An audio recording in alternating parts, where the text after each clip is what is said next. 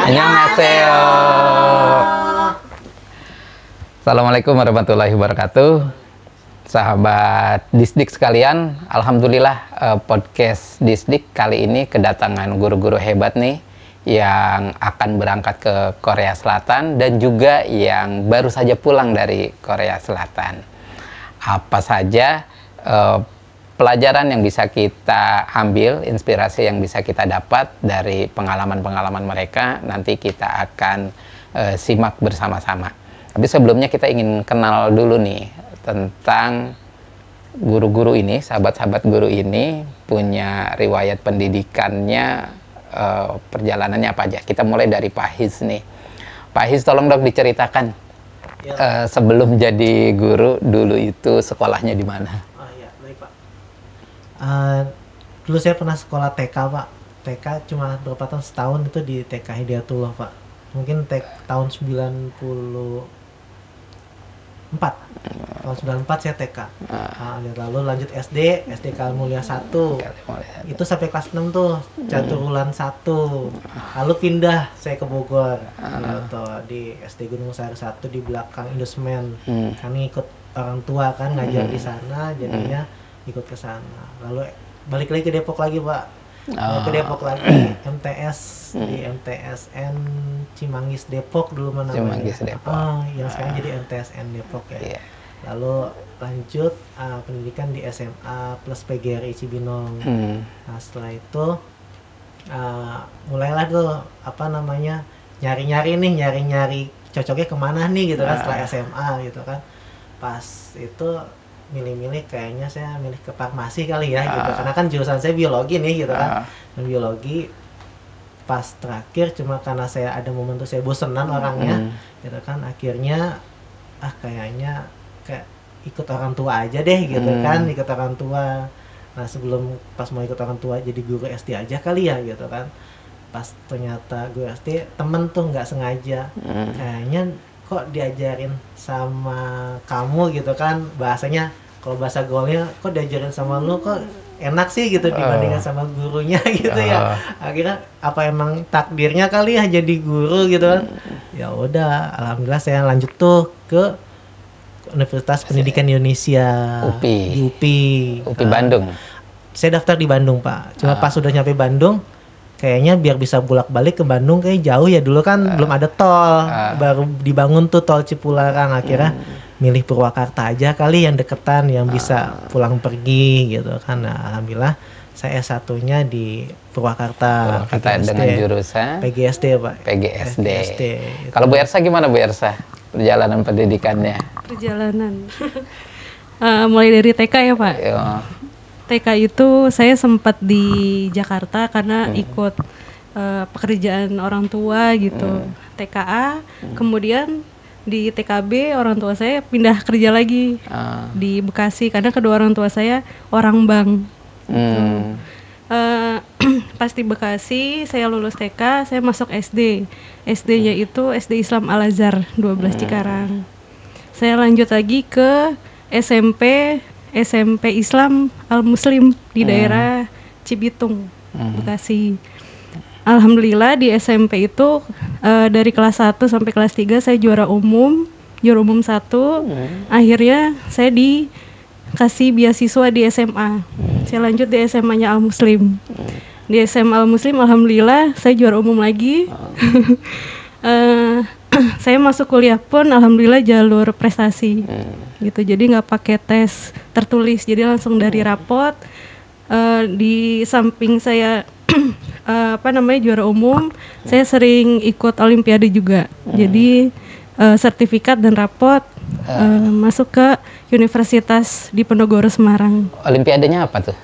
Olimpiade biologi OSN. OSN. Saya seneng IPA tuh dari SMP, Pak. Prestasi terbaik apa yang didapat waktu Olimpiade OSN? Juara 1 se-nasional. Luar biasa. Iya, sahabat podcast, Bu Ersa ini juga berprestasi di tahun 2024 sebagai guru berprestasi Kota Depok. Jadi emang udah langganan ya berprestasi ya, Bu Ersa. Seneng lomba, Pak, memang dari seneng lomba. Iya. Berikutnya Bu Zahra ya. Silakan. Oke, Assalamualaikum warahmatullahi wabarakatuh. Assalamualaikum. Perkenalkan, saya Zahra Nurul Agusta ya Pak. Saya sebelumnya TK-nya itu di Cempaka Putih, yaitu TK Sofia. Waktu itu kita tinggal di Jakarta, kemudian SMP-nya itu saya di SMP Negeri 77 Cempaka Putih juga. Kemudian kita pindah ke Depok, itu SMA di SMA Bintara. Kemudian karena passion saya ternyata pas dicek-cek psikologi saya lebih cenderung otak kanan, jadi saya kuliahnya tuh ngambil DKV, desain komunikasi visual. Kemudian setelah itu saya kerjanya itu desainer Pak sebelumnya. Tapi karena habis menikah itu kayaknya ada pertimbangan-pertimbangan, jadi saya sempat tidak bekerja, resign sebagai desainer, kemudian itu sekitar 6 bulan. Tetapi ini jalan Allah ya Pak ya. Saya dikasih jalan, diajak, yuk mau nggak jadi guru gitu kan. Akhirnya saya diajak jadi guru TK di Pratiwi School. Kemudian dikasih challenge sama sekolah, gimana kalau kuliah lagi Miss Zahra gitu kan. Oke, saya ikuti challenge-nya dan alhamdulillah saya sekarang selain desainer juga saya guru di ngambil kuliah di UT, Universitas Terbuka gitu. Terus berjalannya waktu dapat kesempatan PPG. Terus kesempatan lain-lain juga, dan insya Allah kalau misalkan Allah berkehendak saya mau kuliah lagi Pak. Oke, mudah-mudahan kuliahnya tercapai ya. Nah, Bu Jihan, silakan perkenalkan. Oke, perkenalkan nama saya Zianika Priyana. Kalau tadi saya dengar teman-teman ini rata-rata ada dari luar daerah ya. Tadi dari Jakarta. Terus dari Bu Ersa dari mana tadi? Dari Depok. Depok juga. Aslinya tadi Jakarta juga. Nah, kayaknya saya doang Pak yang dari TK, SD, SMP, SMA di Depok. Depok. Lahir Depok. Lahir juga di Depok. Anak Ya. Depok. Ya, kalau SD-nya saya di SDN Pancoran Mas 1. SMP-nya di SMP Negeri 1, SMA-nya di SMA Negeri 11, dan kuliahnya alhamdulillah dapetnya di Jakarta di Unindra, Universitas Indraprastha PGRI, jurusannya Pendidikan Fisika. Pendidikan Fisika. Iya. Oke. Saya tuh lulus tahun 2018. 2018. Nah, Bapak Ibu SMA-nya SMA-nya 2018. Terus lulus kuliahnya? Kuliahnya berarti 2022. 2022. Iya. Ini menjadi guru itu profesi pilihan atau dipilihkan? Kalau Bu Jihan jadi guru? Oke, kalau saya sendiri untuk profesi menjadi guru sebenarnya pilihan saya sendiri, kemauan saya sendiri. Sepertinya saya tuh kalau ketemu anak-anak itu tuh senang banget Pak. Kayak mulai berinteraksi bersama mereka, bermain, itu kayaknya saya lebih happy aja gitu lah. Awalnya dari situ. Terus mencoba mulai dari buka bimbel dulu di rumah. Oh, ternyata seru juga ya gitu. Ada beberapa tantangan juga kan yang dihadapi awal-awal mula menjadi guru kayak gitu. Iya. Pak His gimana menjadi guru? Pilihan atau dipilihkan? Awalnya pilihan Pak. Oh. Pilihan, emang awal pilihan, cuma pilihannya itu tadi tuh saya itu emang jujur ya, maksudnya emang orangnya bosenan gitu. Bosenan itu dalam arti kayaknya harus pindah nih, maksudnya harus pindah mood gitu kan. Akhirnya tadi awalnya kita pengen ngambil farmasi gitu kan. Kayaknya nggak mood, ya udah ke PGSD gitu kan, PGSD. Nah, cuma di PGSD kata orang tua tuh jangan cuma jadi guru SD doang gitu kan ya. Ya udah, saya punya cita-cita, saya mau jadi gurunya guru SD tuh waktu dulu tuh ngomongnya gitu. Nggak, ibaratnya nggak cuma sekedar guru SD, tapi gurunya guru SD gitu kan ya. Dan itu punya pengalaman juga Pak, jadi itu emang alhamdulillah selalu dilancarkan juga ya, maksudnya dalam prosesnya. Setelah lulus kuliah tuh sebenarnya ada kesempatan Pak kuliah lagi S2. Cuma itu momen saya yang benar-benar luar biasa, karena memang saya itu ikut tes 2NJ kan, udah lulus tuh, udah mau bayar, udah sampai teller Pak gitu kan. Ternyata ya tadi qadarullah ya, namanya rezeki itu kita nggak tahu kan. Ternyata pas udah mau bayar ditelepon dah gitu kan. uangnya dipakai ya gitu. Jadi pulang aja gitu. Gitu. Luar biasa. Dari situ ya udah berarti emang belum rezeki ya, itu segitu udah di depan pintu kan, udah mau bayar, ternyata emang kata Allah belum ada rezekinya. Jadi saat itu peluang S2 udah lulus saya. Udah lulus, masuk udah terdaftar kan, tinggal bayar aja tinggal gitu.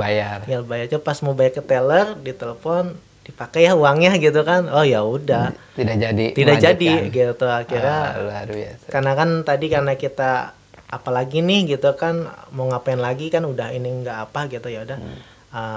Setelah itu ya ganti, belajar enggak ya udah kita nikah aja dah gitu kan ya. Jadi gitu ya, terpaksa menikah ya. Tadi kan emang S2 nggak jadi, ya mau ngapain lagi hidup ini ya, kerja udah, ini udah kan.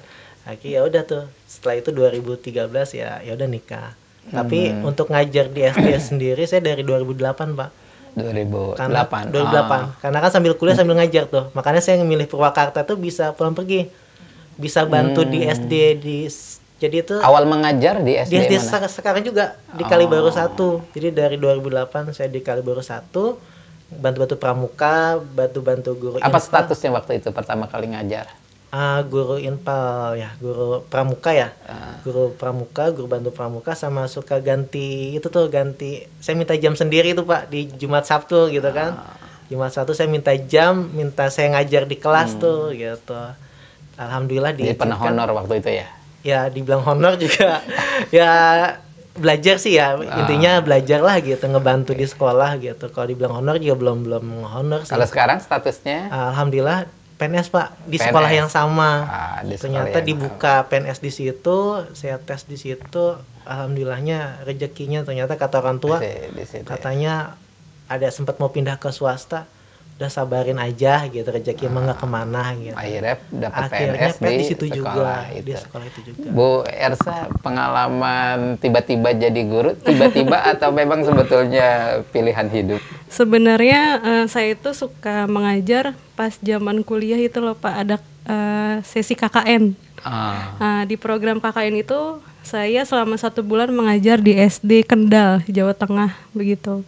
Nah saya rasa kok saya senang gitu loh Pak sama anak-anak, terus saya ngajar sains, terus mereka happy. Bahkan setelah KKN mereka tuh sampai peluk-peluk nangis, Ibu jangan kakak jangan pulang dong, tetap di sini ngajar kita gitu. Nah sampai di situ saya ngerasa panggilan hati gitu Pak untuk jadi guru. Kalau saya kan sarjana murni gitu ya Pak. Mungkin sarjana murni di luar sana kebanyakan jadi ilmuwan, jadi laboran begitu. Nah, tapi saya sendiri pingin tidak berhenti di meja lab aja gitu. Jadi ilmu yang saya punya, saya pengen transfer ke anak-anak gimana bisa menjadi ilmuwan hebat di masa depan begitu Pak. Bu Jara? Ya, mungkin seperti yang tadi saya sampaikan ya Pak, sedikit di spill. Jadi kalau jadi guru itu sebenarnya waktu TK, waktu saya tinggal di Cempaka Putih di Jakarta, itu saya ngelihat tante saya, kebetulan rumah tante saya itu dekat rumah saya, beliau ada guru TK, literally rumahnya itu dijadiin TK. Jadi setiap hari kita ngelihat tante saya ngajar, kok seru ya gitu kan. Tapi karena saya juga hobinya ngegambar, nggak academically gitu, lebih ke otak kanan, jadi kayaknya tetap sama passion saya menggambar, kuliah desain. Tapi jalan Tuhan kita nggak ada yang tahu, ternyata Allah ngasih jalan saya ke ngajar anak-anak TK.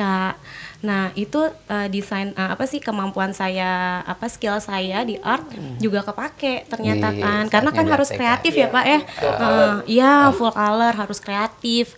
Nah itu nggak berhenti gitu di situ. Jadi saya senang banget deh Pak jadi guru TK.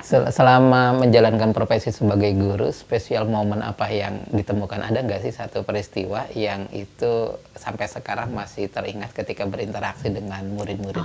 Iya. Mungkin first time tahun pertama saya ngajar ya Pak, ada salah satu anak, itu anak TK yang saya bilang itu orang tuanya hebat banget bisa mendidik anak seperti itu. Jadi ya karena saya backgroundnya bukan pendidikan waktu itu pas pertama-tama, jadi sempat kayak brain out, sedih, kok anak-anak gak ada yang ready, gak ada yang, ya namanya anak-anak TK ya, nggak kayak anak-anak SMP, SD bisa langsung fokus settle gitu di dalam kelas. Ternyata kalau TK itu tidak gitu kan, jadi lari-larian apa. Dan ada satu anak bilang, be ready, kasihan missnya tahu, gara-gara kalian missnya sedih, diem aja gitu. Jadi Miss tuh sedih, marah karena kita tuh nggak ready. Kita harusnya ready. Itu anak TKA umur 4-5 tahun udah ngomong kayak gitu tuh, wah keren banget orang Paham tuanya. itu ya. Dan di situ kayak saya kayak terketuk, wah kayaknya harus jadi guru yang hebat ya, bisa membuat anak-anak berpikir seperti ini gitu loh. Jadi nggak hanya orang tuanya saja, tapi gurunya juga harus keren hebat juga, ya. harus hebat. Yang lain ada punya spesial momen? Ada sih. Ada, Wiersa, Pak. silakan. Jadi saya itu pertama jadi guru ngajar di SMP Terbuka 8 Depok yang notabene itu anak-anak yang orang tuanya berekonomi menengah ke bawah gitu ya Pak. Ada yang orang tuanya jadi ibu rumah asisten rumah tangga, tukang sayur, bahkan anaknya sendiri pun setelah mereka pulang, saya masuk jam 2 siang waktu itu. Pulang jam 5 sore. Mereka setelah pulang itu langsung bekerja Pak. Ada yang juga, jadi tukang parkir di Indomaret. Saya sampai sedih. Kalau nginget momen itu, saya pernah ke Indomaret, ini kayak anak murid saya gitu. Akhirnya dia langsung saling, ibu ini saya gitu. Terus sampai ada yang anak kembar Pak. Anak kembar ini luar biasa. Kenapa?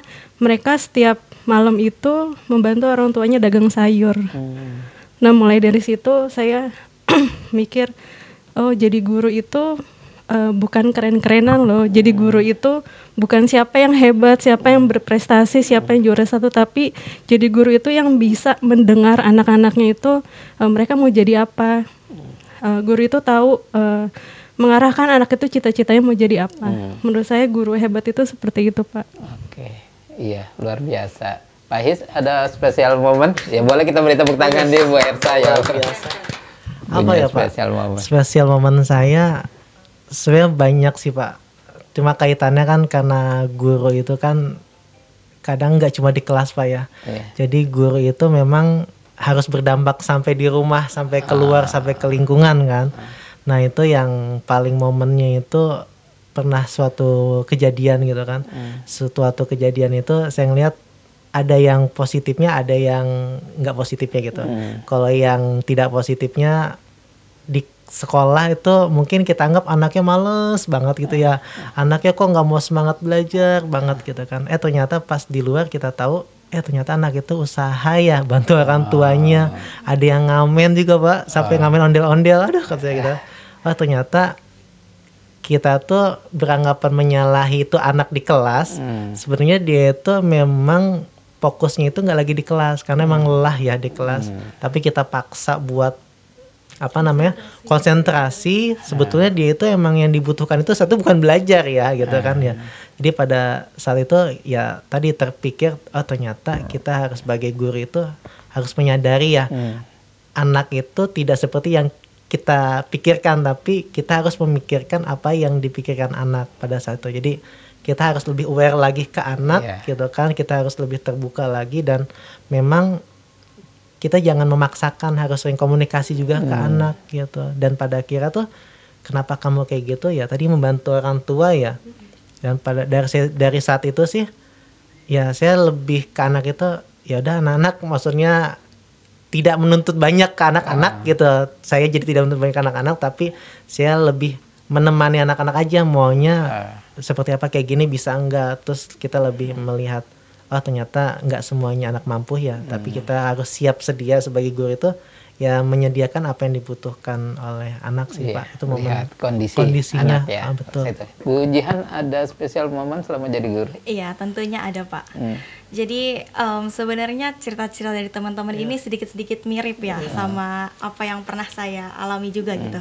Jadi kebetulan awal-awal mengajar di sekolah SMP terutama, jadi ada kebetulan ini anak murid saya sendiri di kelas gitu ya. Dia bercerita kalau belajar itu sebenarnya kayak suatu hal yang dia sukai sebenarnya. Tapi ketika di rumah itu sangat berbeda. Jadi dia perilaku di rumah dan perilaku di sekolah itu berbanding terbalik. Mamahnya suka cerita sama saya, katanya anaknya seperti ini nih. Tapi nyatanya ketika di sekolah itu sama sekali tidak seperti itu. Jadi mungkin ada beberapa perlakuan yang berbeda, yang apa yang menyenangkan di sekolah dan apa yang menurut dia tidak menyenangkan di rumah gitu kan. Yang bikin saya senang adalah mungkin dari anak ini ketika dia merasa memiliki tempat yang nyaman gitu Pak di sekolah dengan cara dia belajar.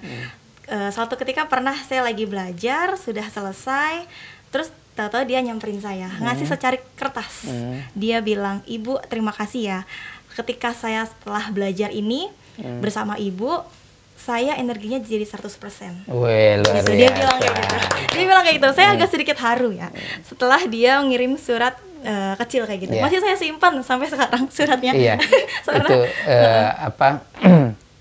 inspirasi-inspirasi dari guru yang ternyata berbekas ya ke anak, dan itu memang situasi yang luar biasa.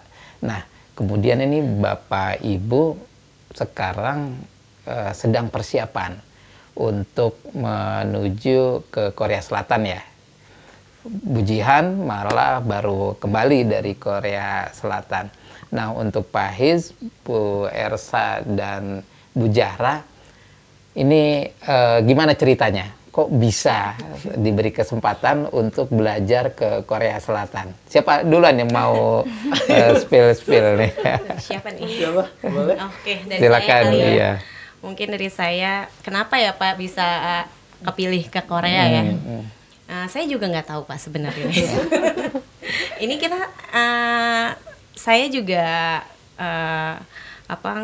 tidak bisa memprediksi ya. Ternyata yang dipilih ke Korea itu dari PAUD, dari TK sendiri cuma satu Pak. Dan itu kalau saya lihat dari karya-karya teman-teman PAUD itu bagus-bagus banget gitu. Cuma ya itu kalau kita kerja keras, bertanggung jawab, punya integritas ketika mengerjakan, dan selalu on time ya, karena orang Korea sendiri kan seneng orang-orang yang on time ya Pak. Dan itu dan doa-doa dari orang tua, suami, keluarga, it's number one menurut saya. Jadi semua itu selain kerja keras saya yang saya gunakan untuk event ini, untuk ke Korea Selatan ini, saya kerjakan dengan sungguh-sungguh, dengan job desk sekolah yang sebenarnya juga banyak ya, banyak banget, tapi kita bismillah bisa ngeluangin waktu sejam 2 jam, tapi continue selama seminggu. Ternyata Allah kasih jalan gitu Pak. Dan itu saya spill ke orang tua dan keluarga, doain ya, doain. Pokoknya sholat tahajud, minta doa biar anaknya bisa dikasih jalan mudah sampai ke negeri orang gitu, tanpa kita harus mengeluarkan biaya. Itu tuh kayaknya amazing banget gak sih? Dan itu membuat saya, masya Allah, ini hebat banget sih, udah sampai di sini. Ya, betul, sana. itu kan hal yang kita nggak sangka-sangka ya Pak ya. Kesempatannya juga ibaratnya dari seluruh Indonesia kita yang kepilih. Wow, itu masya Allah banget menurut saya. Iya, ada yang mau menambahkan tahapannya Bu Ersa? Boleh, kenapa bisa terpilih? Mungkin kalau saya dari tingkat SMP ya Pak, waktu itu acaranya di Hotel Aston pertama. Nah, saya taunya hanya pelatihan tuh Pak, hanya pelatihan bikin buku digital. Udah waktu itu hari pertama materi, hari kedua dan hari ketiga kita bikin bukunya, hanya 2 hari begitu. Kita sampai begadang begitu, tidur nggak pulas di sana, makan pun ya enak-enak, cuman terasa Walaupun makanannya karena kepikiran banyak, deadline Pak, gitu. Karena ada target ya. Betul. Ada tugas. Iya betul. Terus di hari keempat baru kita presentasi ya, waktu itu presentasi katanya 10 terbaik peserta itu akan diberikan pelatihan master. Bilangnya begitu Pak, master class ya. Akhirnya dari 20 yang presentasi itu 20 terbaik dulu. Alhamdulillah saya terpilih 10 peserta terbaik waktu pelatihan pertama. Terus pelatihan kedua kemarin kita dikumpulin ya Bu ya, satu Indonesia, mulai dari Sumatera ada Bengkulu, terus di Jawa Tengah juga Surabaya, Padang begitu. Kemarin kita kegiatan itu presentasi ya Pak. Presentasinya siapa yang mau duluan gitu. Dan saya milihnya 3 terakhir waktu itu Pak. Nah, Kenapa udah 3 terakhir? Ada strategi? karena udah ngantuk Pak. Jujur aja udah ngantuk waktu itu. Terus kita presentasi hasil buku digital masing-masing. Setelah itu menuju maghrib baru dikasih info. Kita taunya 10 orang ya yang berangkat gitu. Jadi setiap jenjang itu taunya malah saya 222 atau 333 Pak. Ternyata memang beda-beda gitu dari jenjang gitu Pak. Awal dibacain tuh dari SMA dulu tuh Pak. SMA itu sesuai 3 orang. Terus deg-deg ya. Deg-degan sekali iya.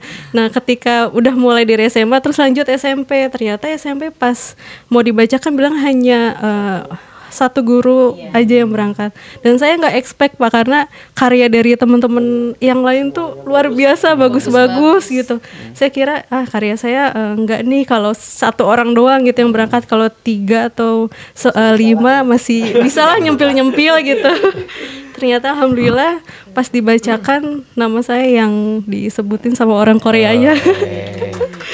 Mungkin Pak Hizbul Prioritaskan yang punya paspor ya. Waktu itu sempat ditanya begitu.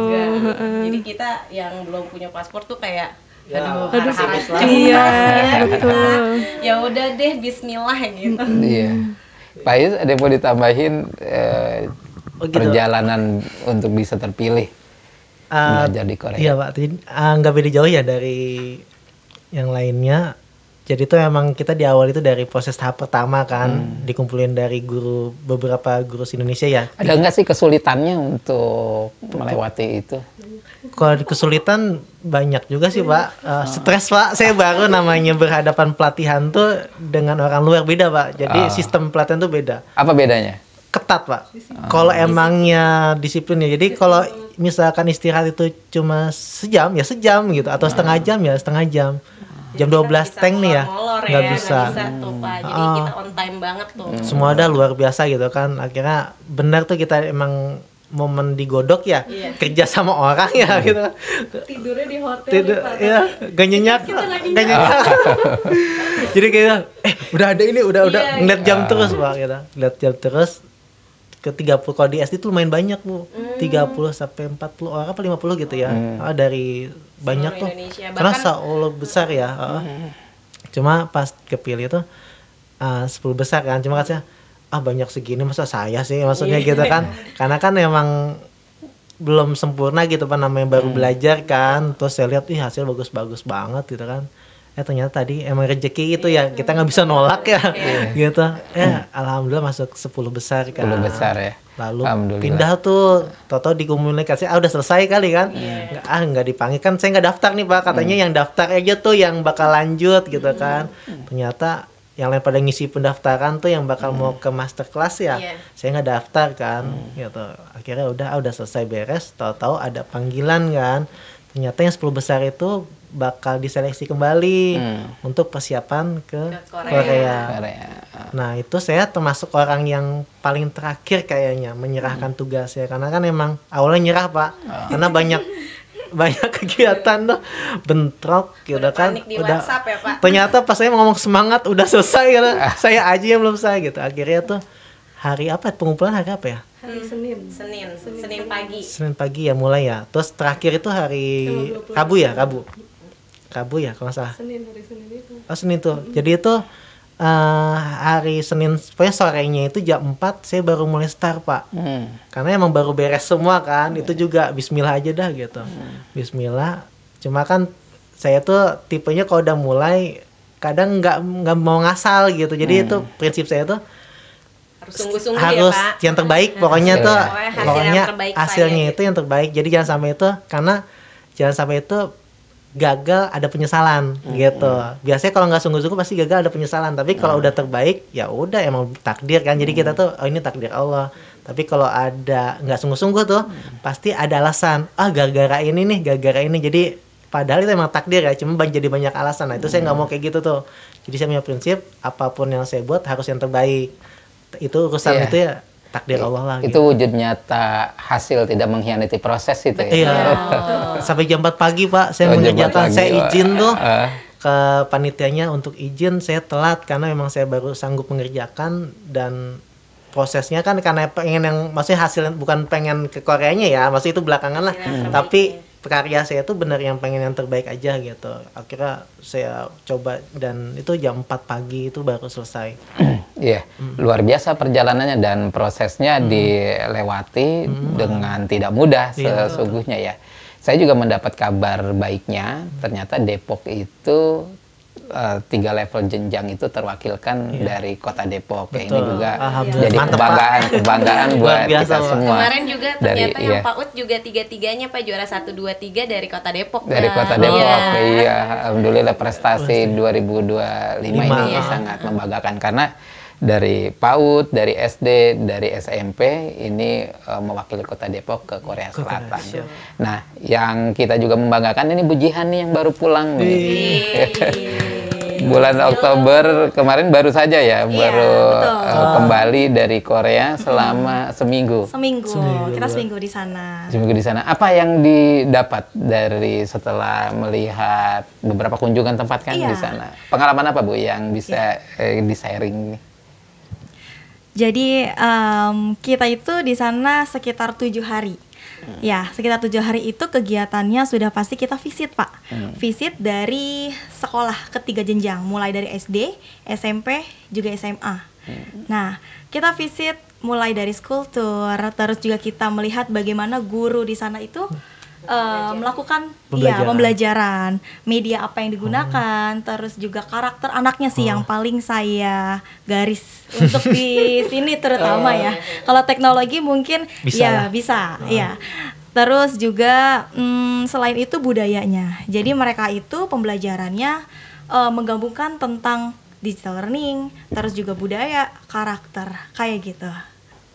Iya, sahabat guru semuanya, alhamdulillah perjalanannya sudah dilewati ya, dan ternyata kesempatan sekarang ada pada Bapak Ibu sekalian.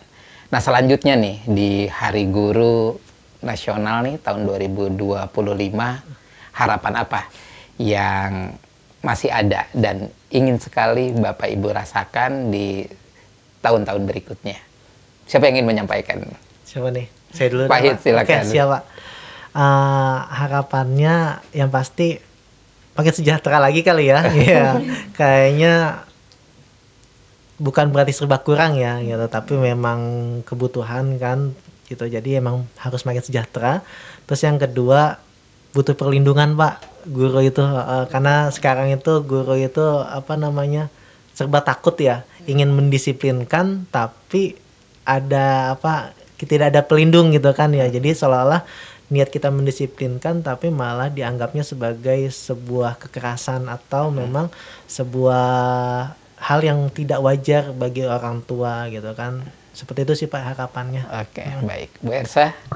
Ya, kalau saya sendiri karena saya masih honor begitu Pak, saya berharap teman-teman yang ada di Kota Depok maupun seluruh Indonesia yang sudah mengabdi bertahun-tahun lamanya bisa diangkat menjadi abdi negara supaya Bapak Ibu semua itu bisa lebih serius lagi menjadi guru, lebih menjadi guru hebat begitu. Walaupun dengan saya sekarang menjadi honor, saya tidak pernah berpikir kalau saya ini honor begitu. Saya harus harus bisa mengembangkan diri saya apapun status saya begitu Pak. Oke, Bu Zahra. Ya, harapan saya untuk tahun-tahun ke depan Yang pertama saya pengen kuliah lagi Pak. Semoga saya ada rezekinya dan dimudahkan segala-segalanya. Dan yang kedua itu saya kepengen punya buku sendiri lagi. Sebelumnya saya pernah kerja sama-sama penulis dan sudah terbit di Gramedia. Tapi pengen buku yang rilis dari saya pribadi yang bisa dirilis ke toko-toko buku di Indonesia dan bisa dibaca oleh anak-anak juga gitu. Bismillah. Iya, selamat dan nanti. Jihan? Ya, harapan saya di Hari Guru 2025 ini, terutama guru itu saya berharap terus membawa perubahan, Pak. Membawa perubahan, terus berkarya, terus menjadi guru yang kreatif, ya. Amin. Amin. Ini semangat. Semangat. Ya, karena perubahan-perubahan kecil, langkah-langkah kecil kita, tapi kalau kita lakukan bersama, Pak, itu akan menjadi perubahan yang besar dan luar biasa untuk pendidikan Indonesia, kayak gitu. Oke, baik. Luar biasa ya. Ya mudah-mudahan nanti nih sahabat-sahabat guru yang akan menyusul Bu Jihan akan berangkat ke Korea Selatan juga nanti pulangnya akan membawa banyak pengalaman ya di agar bisa berbagi dengan guru-guru yang lainnya di Kota Depok. Saya mengucapkan selamat semuanya nih kepada Pak His, Bu Ersa, Bu Zahra yang akan berangkat ke Korea Selatan. Selamat telah terpilih, semoga sukses di sana dan dimudahkan. Bu Jihan ditunggu selalu berbagi praktek baiknya nanti. Pengalaman-pengalaman yang sudah didapat dan mudah-mudahan semuanya ini bisa membawa manfaat untuk kita semua dan pastinya menginspirasi bagi semua. Alhamdulillah sahabat Disdik Depok, kita telah mendengarkan bersama-sama tentang pengalaman-pengalaman guru-guru hebat kita. Mudah-mudahan ini semua menginspirasi dan kita memastikan diri bahwa kesempatan-kesempatan baik itu selalu menunggu kita. Tadi kita sudah menyimak bersama bahwa tidak mudah memang capaian-capaian itu diperoleh, tapi bukan tidak mungkin. Dan kita guru Kota Depok juga ternyata memiliki kemampuan yang lebih dari yang kita bayangkan. Mudah-mudahan guru Kota Depok selalu berjaya, hebat, bisa menginspirasi, dan bisa menelurkan karya-karya terbaiknya. Terima kasih semuanya Bapak Ibu atas kehadirannya di podcast Disdik. Mudah-mudahan harapan-harapan baiknya, harapan-harapan mulianya bisa terwujud dengan baik. Selamat Hari Guru Nasional 2025. Guru hebat Indonesia kuat. Kamsahamnida. Kita ketemu di podcast Disdik berikutnya. Assalamualaikum warahmatullahi wabarakatuh.